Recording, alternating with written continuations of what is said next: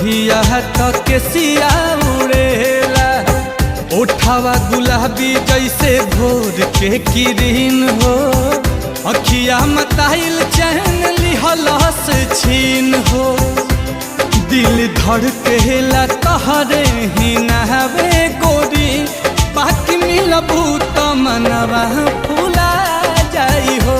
कौनो बगिया के खिलल कली लागलू, तोहके देखी के चंदा शर्मा